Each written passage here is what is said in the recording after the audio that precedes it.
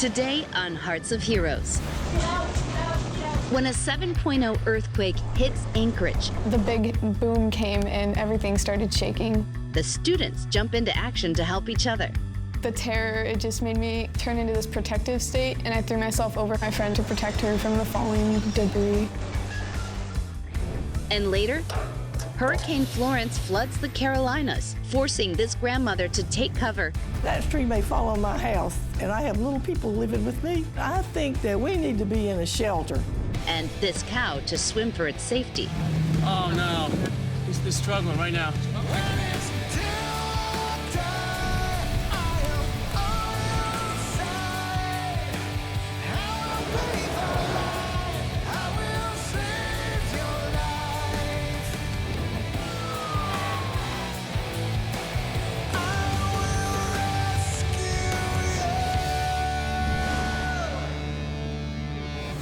Alaska is the largest state in the nation. We all know that, but few people know that they have more earthquakes than any other.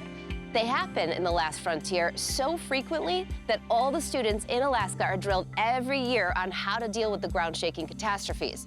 That knowledge came in very handy when the city of Anchorage was rocked by a major earthquake. Most kids would probably think that the students at King Tech High School in Anchorage are extremely lucky. That's because they attend a special veterinary assistant class where they get hands-on training with furry friends every single day. I've always had a passion for working with animals, and so when it was offered up as a class, I was like, what? I'm a lot better with animals than I am with people.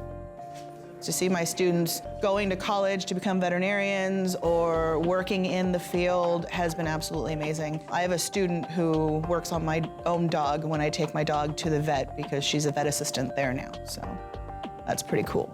On the morning of November 30th, 2018, class was interrupted, not by a rowdy retriever, but by the earth actually moving. That morning, we had just gotten back from taking the dogs on their morning walk, and I was with a friend standing in the middle of the room. Being on the second floor, you know, carts go by, our room kind of trembles, so when it first started happening, all of us just kind of thought that a cart was going by or someone was shaking their leg and it started to move.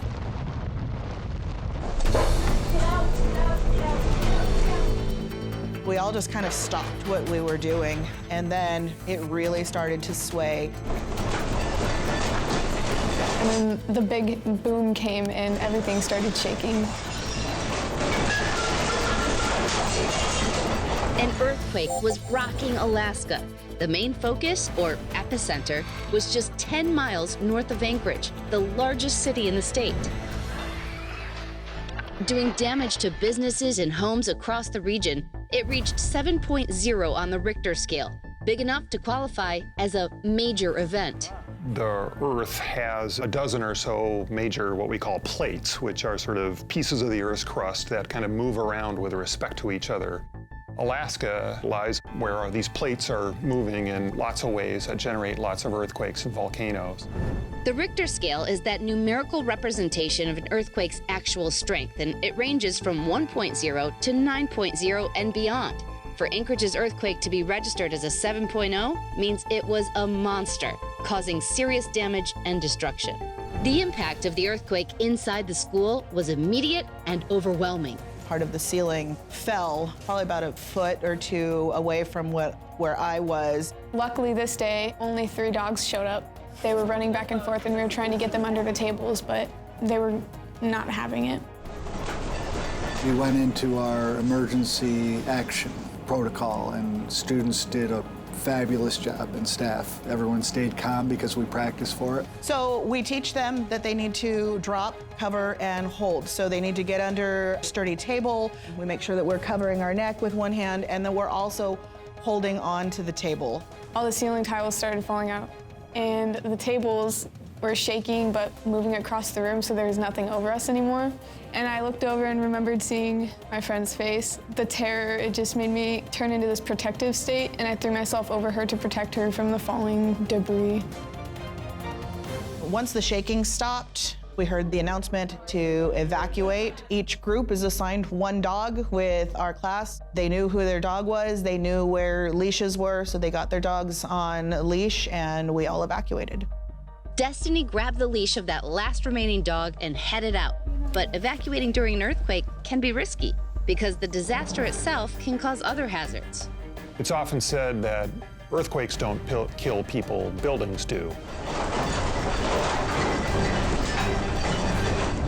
Coming up, students and their animals scramble through the wreckage. We need to be heroes for our pets, which I think all of our students really, really were that day. And later, rain from Hurricane Florence floods the Carolinas, putting humans and animals at risk. There was cows, and they were like bobbing up and down in the water, and it wasn't good.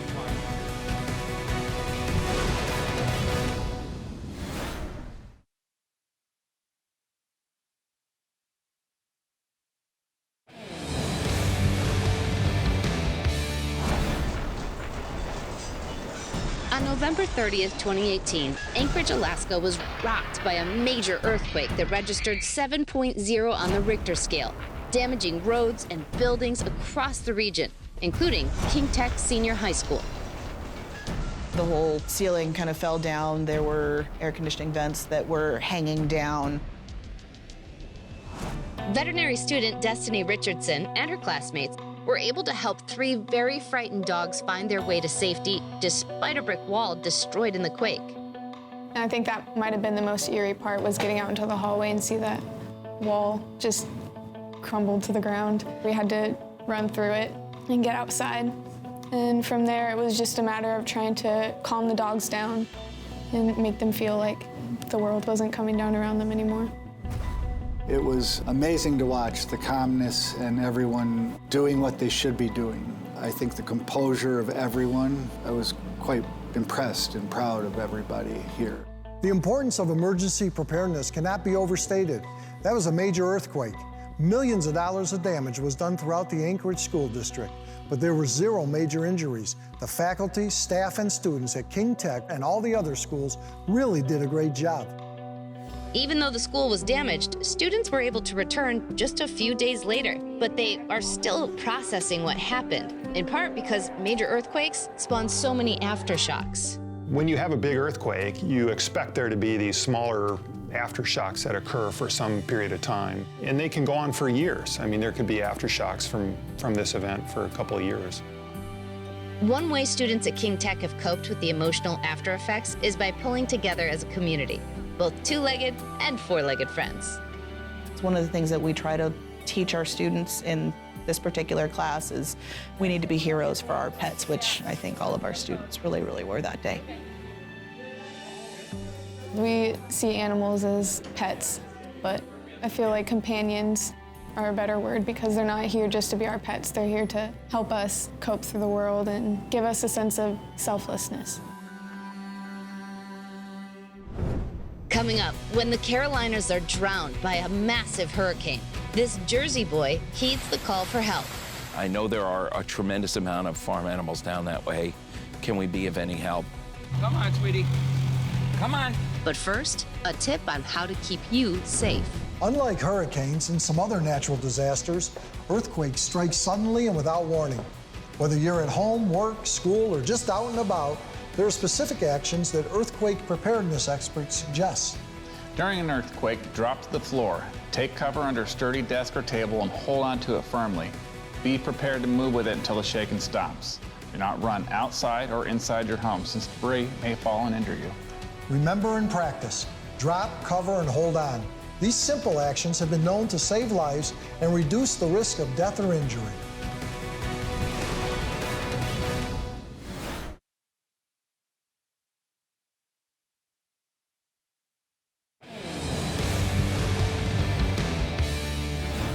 First responders prepare themselves and all of us ahead of the next big natural disaster by studying and planning. Like in hurricane country or the southeastern United States, they have public safety as priority #1. And of course, when another big storm was headed toward the Carolinas, the first responders there were ready to jump in and fight back. In September of 2018, the Carolinas were bracing for the arrival of Hurricane Florence. Hurricane season in the United States runs from the beginning of June until the end of November.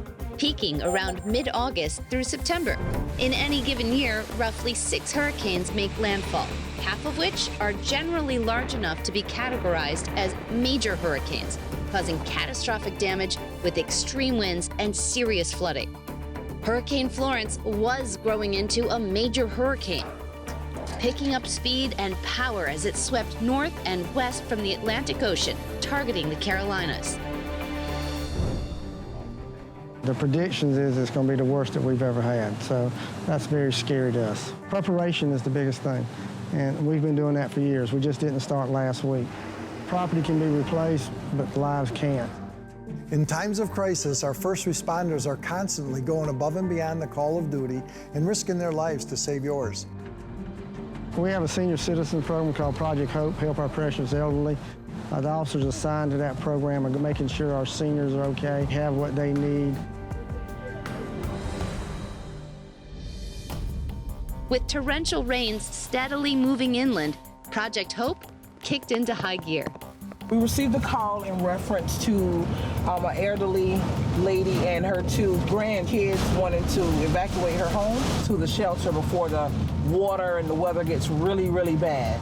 Linda McCulveen is a grandmother and guardian of 2 children. She lives in Lake City and had reached out for help. I have a huge oak tree in my front yard, and I thought, if it rains enough and a little bit of wind comes, that tree may fall on my house. And I have little people living with me, and I think that we need to be in a shelter.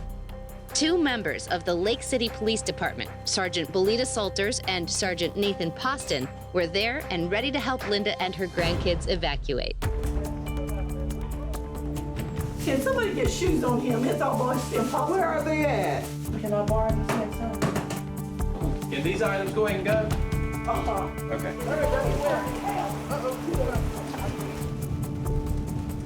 The roots of our police and fire departments are truly based in the communities they serve. It's amazing to see how much stronger our communities are when there's positive interaction and clear lines of communication between the citizens and our first responders. As the hurricane roared ashore, the first responders were thankfully able to evacuate them from their home and safely transport Linda and her grandchildren to a storm shelter. There, they could ride it out safely. I did not want them to have memories of being so horrified or near-death experience or anything like that. So I thought this was the thing to do, to come to a shelter. By the time Hurricane Florence finally hit land, the storm had thankfully dissipated from a Category 4 to a Category 1, with winds gusting to about 90 miles per hour. But this also meant that Florence was now moving at a slow crawl, dumping a substantial amount of rain all across the Carolinas. It also meant that plenty of folks on the East Coast were on high alert for flooding, including Mike Stura, a former truck driver turned animal rescuer. I am the founder and president of Skylands Animal Sanctuary in Wantage, New Jersey. And I rescue animals, and we rehabilitate them and give them lifelong homes. Mike's facility, however, doesn't house the animals normally associated with an animal shelter. We have cows, goats, sheep, pigs, chickens, turkeys, ducks, and 1 goose, Ted. As he watched the reports flowing in on the news, Mike decided he wasn't just going to sit by and watch. You start wondering, I know there are a tremendous amount of farm animals down that way. Can we be of any help? Mike already had animal rescue experience with Hurricane Harvey in 2017, so he knew what to expect. This time, thinking it was going to be a little different, thinking there would be a tremendous amount of flooding, we took our rescue boat. The key? Make his journey into the hurricane just at the right time.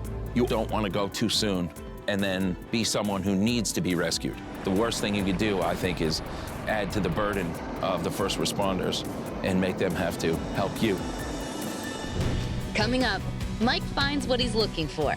Can he save the cow before it's too late? Oh, no. He's struggling right now. Come on, sweetie. But first, here's how you can help in a disaster. If you ever want to know how much of a difference one person can make to the world, become a disaster relief volunteer. Whether helping a displaced family, providing care and comfort to an ill or injured service member or veteran, or even learning and teaching others how to respond in emergencies, you'll see firsthand how easy it is to change someone else's life for the better.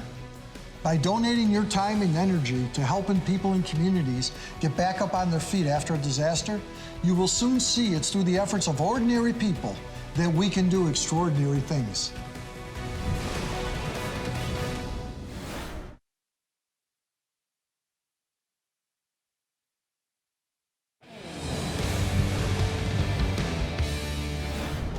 In September 2018, Hurricane Florence dumped record-setting amounts of rain for North and South Carolina. Even before the widespread flooding began, first responders had done everything they could to prepare for the storm and avert disaster. We created a team, it's called a strike team, and we have all the equipment to be able to get anywhere we need to be and then rescue those people and give them what they need. And there to help rescue innocent animals, Mike Stura. Driving all the way down from New Jersey, navigating through water-covered roads in North Carolina, he and his fellow volunteers, Dave and Todd, were about to make their first rescue of the trip. A local woman contacted us and said they saw cows on a porch of a house, and then next to them was a little barn, and they were swimming, and they were like bobbing up and down in the water, and it wasn't good. Oh, no. With the help of the local police, Mike was able to contact the farmer who owned the cows and then attempt a rescue operation.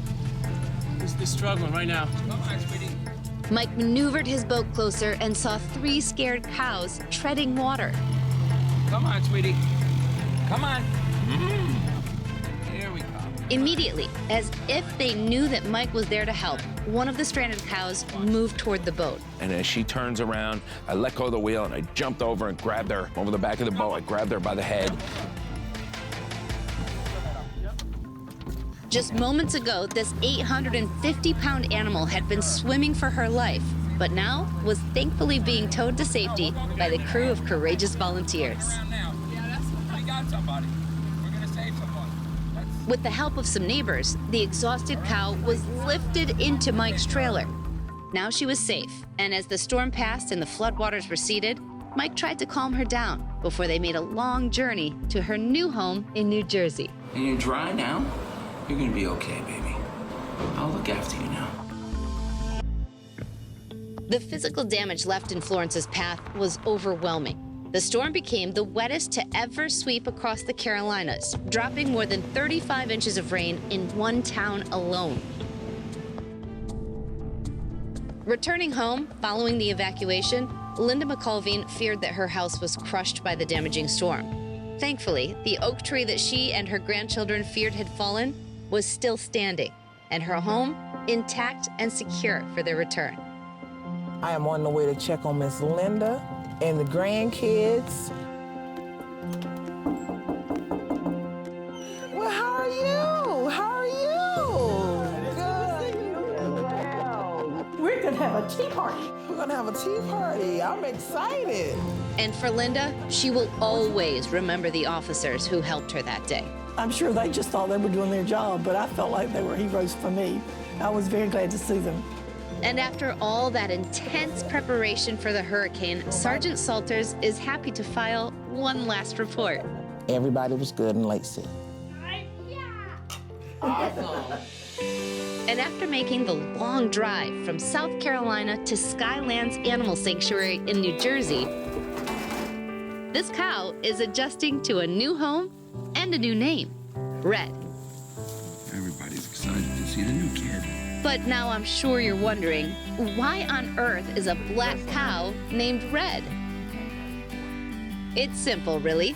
This big-hearted man wound up naming 2 of his favorite cows after his own human parents. I rescued a boy last year, a male, a bull, from Hurricane Harvey, and I named him Babe. And that was my father's nickname when he was young. So I got this little girl, and I named her Red because that was my mother's nickname. For Mike, rescuing these magnificent animals will be a lifelong quest. We love to save someone, and we love for then people to come and see them as individuals, because we don't see them that way. You know, usually we see cows or chickens or whoever as, look, chickens, look, cows. So that's what I do. I like to put a name and a face together and a story so that people can see who they are, not just what they are. Move it, move it, move it. Louie. Thanks, Lou.